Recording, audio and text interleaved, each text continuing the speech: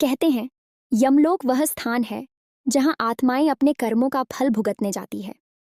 इस रहस्यमयी लोक की एक कथा बहुत प्रचलित है। बहुत समय पहले एक साधु तपस्या में लीन थे। उनकी तपस्या इतनी गहरी थी कि यमराज भी उनके कर्मों का लेखा जोखा जानने को उत्सुक हो गए। लेकिन साधु ने अपने तपोबल से मृत्यु को भी अपने निकट आने से रोक दिया था। यमराज ने सोचा, अगर मैं स्वयं साधु के पास जाऊं तो शायद मैं उनके कर्मों को समझ सकूं।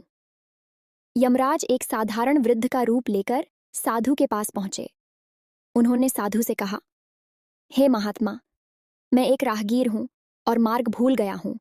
क्या आप मुझे यमलोक का रास्ता दिखा सकते हैं?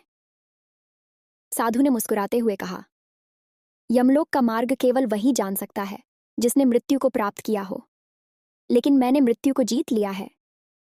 यह सुनकर वृद्ध ने कहा, लेकिन मृत्यु से भागना जीवन के संतुलन को तोड़ता है।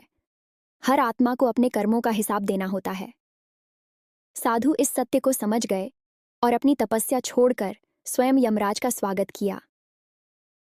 यमलोक पहुंचने पर साधु ने देखा कि वहां कोई भौतिक यातना नहीं थी, बल्कि आत्मा को अपने किए गए पापों का बोध ही सबसे बड़ी सजा थी।